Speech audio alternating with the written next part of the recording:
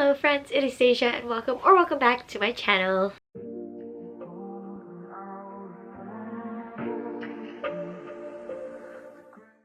Today we will be going over my February wrap-up. February was obviously a shorter month, but I feel like I got a decent amount of books in. As per usual, before we jump into the wrap-up, we are gonna go ahead and go over my book haul. I actually accumulated a lot of books this month, but out of everything that I accumulated, I only bought 5. So I was just like gifted a lot of books through like publishers, giveaways, friends, anything like that. So I was just gifted a lot, but I didn't buy a lot. And everything that I bought was for a purpose and my book of the month. So let us go over my book haul first. I will first and foremost go over the 5 books that I bought myself, and then we will go into everything else that I received in one way or another. The first book that I bought was You Love Me First by Corinne Michaels. I have read from the author before and really enjoyed her, so I'm excited for that. And then I got Burnout by Rebecca Genshak. This is a sports romance between a gymnast and motocross. So this is exciting.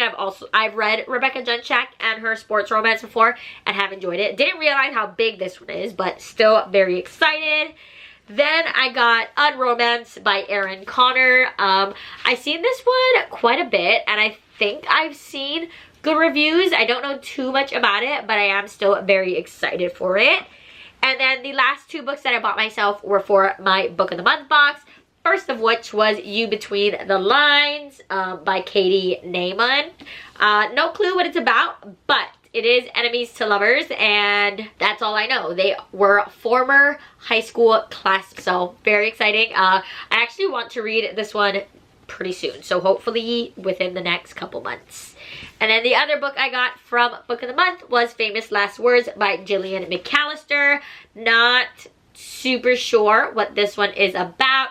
It just says it's about a new mother whose world is upended when her husband commits a terrifying crime. Okay. So there's that. Now I split it into 2 piles. All of the books that I accumulated that I did not buy. I split it into romance and then everything that is not romance. So we'll go over the romance ones first. I have quite a few arcs. And then some backlists and stuff like that. So the first of which I got is Time Loops and Meet Cute by Jackie Lau. I'm not going to have too much to say about these, mainly because I don't know much about them. So that's that. Then I got Chef's Kiss by TJ Alexander. The Christmas List by Marin Moore. This is a novella, so I'm very glad to have this on hand whenever I need a quick read.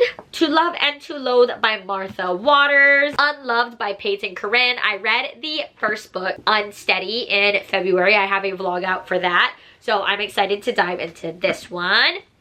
Then I got All the Men I've Loved Again by Christine Pride. Expiration Dates by Rebecca Serrell. Code Word Romance by Carly Walker. Just Our Luck by Denise Williams. Far and Away by Amy Popel. And then the last romance I got was Backhanded Compliments by Katie Chandler. This is sapphic and tennis, so lots of sport. Now we'll go over all the books that I received that were not romance. First, I got My Friends by Frederick Bachman. I read 1 and it was okay for me, but I'm still open to trying more, so we'll see how I like this one. Then I got Our Last Days by Anna Bailey. Pomona Afton Can So Solve a Murder by Bellamy Rose. Lost Man's Lane by Scott Carson. A Better World by Sarah Langan. And then the last book that I'm actually so excited for is Don't Let Him In by Lisa Jewell. I am so excited for this. I feel like recently the Lisa Jewells that I have been trying, I've been really enjoying. So very, very excited for this one. That is the haul. Those are all of the books that I accumulated in the month of February. Before we jump into my wrap-up, let's go ahead and go over some quick stats. In the month of February, I ended up reading 9 books, which came out to 3,411 pages. My genre breakdown was 7 romance, 1 thriller, and 1 fantasy. And then my formats were 3 physical, 1 audio, one ebook, and 4 were multi-format, whether it be physical and ebook, physical and audio, audio and ebook, anything like that. That is the stat. Now we're gonna go ahead and jump into my wrap up of all the books I read in the order that I read them. I think 3 of these were in vlogs, and I'll just let you guys know when there was a vlog for it, and then I'll leave the vlog linked somewhere. Okay, so the first book that I read in February was Onyx Storm by Rebecca Yarros. I ended up giving this book 4 stars. I can't talk about this book too much because it is the 3rd in a series and it is a direct series, but I'm sure that most of you know Onyx Storm, know what it's about. And yeah, so I ended up basically giving it 4 stars without spoiling anything because I was very lost in the beginning of the book. I felt like I was kind of just thrown into the world rather than like picking up where book 2 left off. So it took me a little bit to get into the story, but once I got into the story, I was very much invested. So there was that. That was the first book I read. Then I read The Rebel King by Kennedy Ryan. I also gave this book 4 stars, and I also cannot talk too much about this book because it is the 2nd in a duology. Overall, I can just say that I did like how this concluded the duology.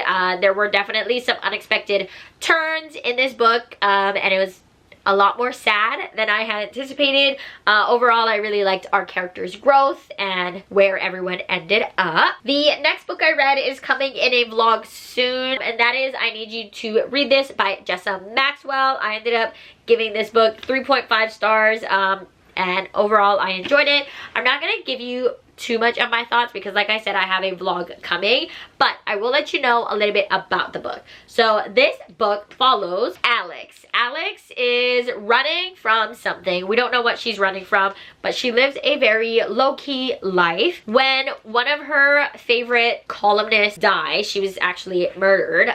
She ran the Dear Constance blog section, I don't know what to call it, in the New York Herald newspaper, and this book is following Alex as she, I guess, like rage applies to take her spot, because after this columnist passes, the newspaper obviously gives it a little bit of time but doesn't give it too much time before they open applications for someone to replace her. So with a little bit of help of wine, Alex rage applies and ends up getting the job. But there's more than meets the eye, I guess, to the job. So that was this one. The next book I read was Lucky Shot by Kay Bromberg. This was not for a specific vlog, but I did end up finishing this in my screen time 2 pages read vlog. So there are final thoughts there if you want to read or watch my journey with this one, but I ended up giving this book 2 stars. It definitely was not my favorite. So this book follows Whitney and Hardy. Whitney had a very rough childhood. She was in the foster care system. She never really trusted anybody. She never knew where she belonged until she found her safe haven in this soccer academy.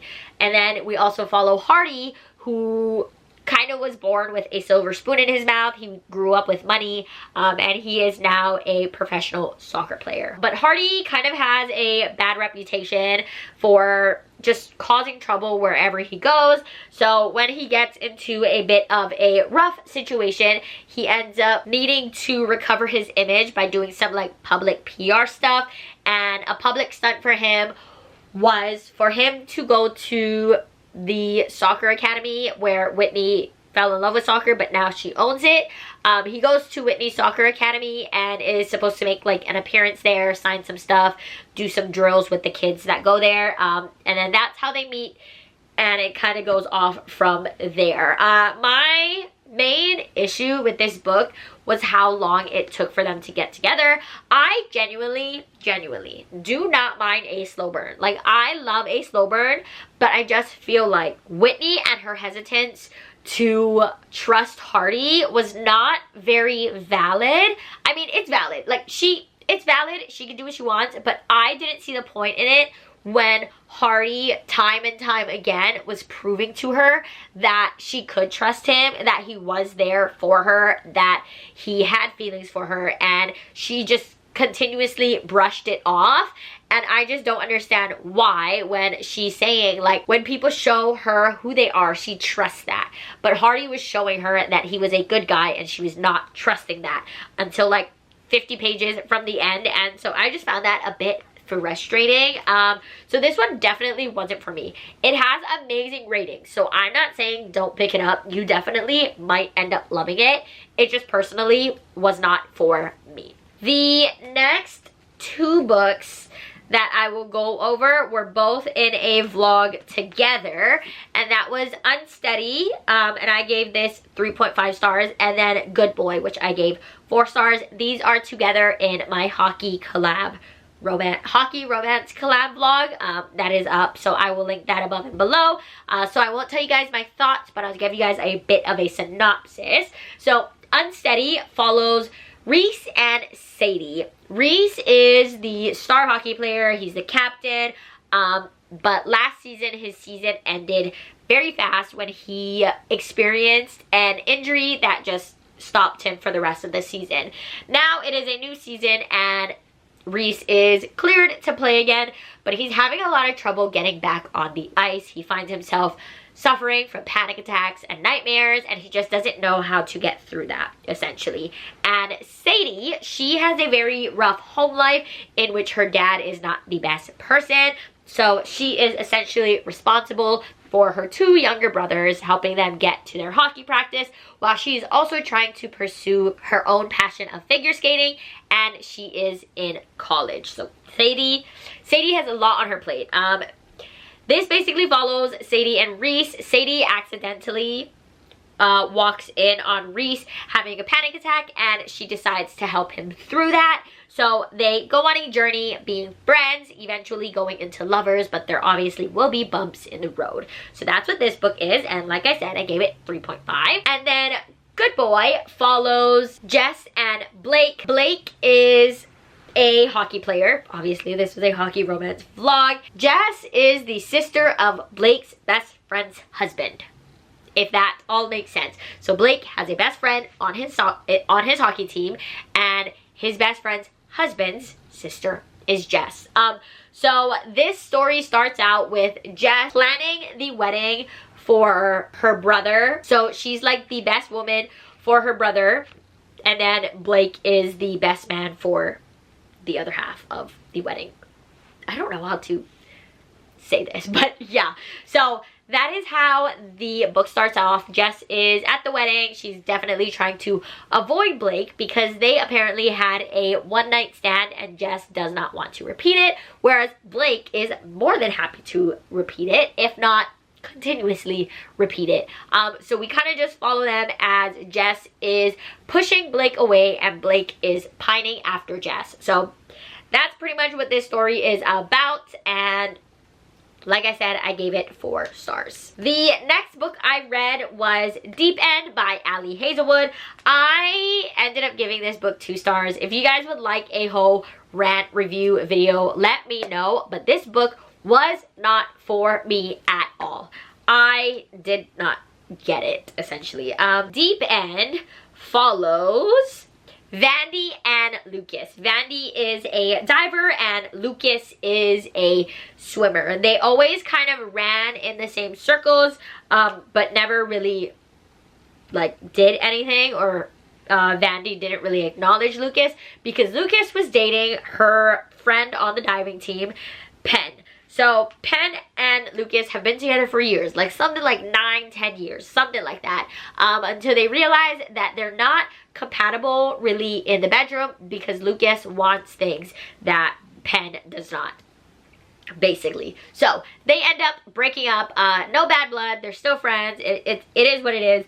But Penn learns about Vandy, that Vandy is also open to experimenting in the bedroom. So she gets drunk at a party and announces to Lucas and Vandy that they should hook up since they have such similar tastes in the bedroom, essentially. So at first it's brushed under the rug. They're like, okay, let's never talk about that again, until Lucas and Vandy was like, hey, you know, maybe we should try this whole like benefit thing, just to kind of, you know, get it, not really like out of our system, but just to like experience it, I guess. I don't know. So they form an agreement for like hookups only, and then we pretty much just follow them as that could progress to more. Will they? Won't they? What's gonna happen? Blah, blah, blah. So that is the story. I give it 2 stars. I did not like it. 1, everyone said that this was Ali Hazel's spiciest book. It's not at all. I don't think so. I feel like, yes, they explored their kinks, but I feel like most of the like kink stuff was pretty closed door, and the main thing that is explored, or at least like on page explored, is like a dominant, submissive, like sort of vibe. But like I said, I don't think that is super out of the norm, at least not in the books that I read. So I didn't find this book kinky. I didn't find it super spicy. So that was one thing that I had a problem with. Second thing I had a problem with was the entire ending. I guess the ending didn't seem necessary to me, and I didn't love it. I didn't like how Vandy and a storyline that I'm not going to say because it's going to spoil something. I didn't like how forgiving Vandy became. And there's just a character in here that I absolutely hate. And I think that they are the worst character ever written, the worst character that I've ever read about. And I am very, very, very, very, very upset that this character existed and got the ending that they got. So there is that. Without spoiling anything, that is that. But like I said, if you want a rant review, let me know. I will sit down and do a spoiler-free part and a spoiler-filled part of a rant review for Deep End, because I seem to be on the lesser popular side with my opinions on this. So that was that. Anyways, the next book I read was The Favorite by Lane Fargo, and I gave this book 4.5 stars. I really did enjoy it. This book follows Katarina and Heath. They are both, they're not called figure skaters. I think ice dancing is what they're called. Yes, ice dancing. So they have been friends since childhood. I believe like Kat kind of took in Heath because Heath didn't have like a good home life. So they've been friends forever since they were very young. And this basically follows their journey as they I guess explore their options with each other, experience ice dancing, the competitions, the drama, the will they, won't they, the love, the hate, the breakup, the makeup, all of that sort of stuff. So it just follows Kat and Heath on their journey of life. So I gave this book 4.5 stars. I thought it was so well done. I really liked the like interviews at the end of almost every chapter where we're kind of getting like other perspectives or like other people's commentaries on the entire situation. I really like how their story flowed.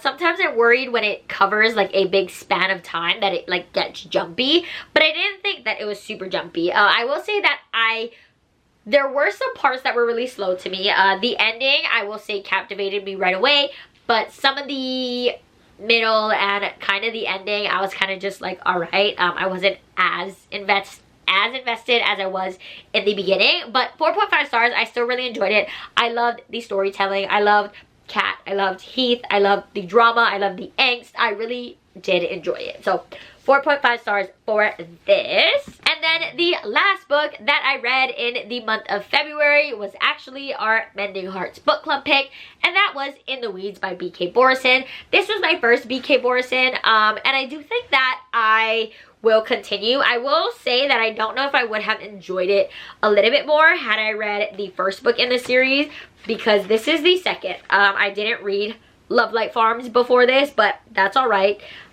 Like I said, I still really enjoyed it. So this book follows Evelyn and Beckett. Beckett is a farmer. Evelyn is like a social media, help small businesses shine on social media is kind of her vibe. So in the beginning of the book, they have a one-night stand. They don't expect to ever see each other ever again, but Evelyn ends up showing up at Beckett's family farm when Beckett's sister applies. I don't really know how that like worked out, but like applied or reached out or something to Evelyn to help showcase her small farm essentially. So they end up crossing paths again, and that's a little awkward, but you know, they get through it. And then a few months later, Evelyn is kind of stuck in a rut. She's not entirely sure what she's doing with her life. She doesn't have the same passion for her job as she once did. And then her best friend asks her, where was she last happy? Where can she go? And she realizes, like, you know, she could calm down. She was actually enjoying her life. And she realized it was at Love Light Farms when she went a few months ago. So Evelyn decides to take a little break from the whole social media thing to find her little bits of happiness again, and then she of course finds herself at Love Light Farms, and of course she has to run into Beckett. So that is kind of the story that we're following here, and I really enjoyed it. I liked Beckett and Evelyn. I felt like Beckett was an interesting character. He had severe social anxiety, and Evelyn was really just trying her best to find what can make her happy, and you know, all that fun stuff. I liked them. I didn't love them. I liked them, but I didn't completely get some aspects of their relationship. But I also liked the little adventures that Evelyn would go on, and I just thought that it was sweet. I will say that the entire miscommunication, third act breakup was absolutely horrendous. So unnecessary, but that's fine. I feel like you just sort of expect that third act breakup with romance nowadays, but overall, I did enjoy it. 4 stars, and I do think that I am going to continue with the series. So that is that. That is all of the books that I read in the month of February. I'm very excited for all of the books that I have for March. So my TBR, I don't know if it's going to be up before or after this, but it is somewhere. So either stay tuned for it, or I will leave it above if you would like to go watch it. But that is all from me. If you made it this far and you would like to let me know, you can comment a little book stack emoji, or you can let me know your favorite read, your least favorite read of February. I would love to know all your thoughts. If I hauled any books that you think that I should really prioritize, also let me know so that I can get through this TBR faster and faster. But that is all for me. I hope you enjoyed, and I'll see you in the next one. Bye!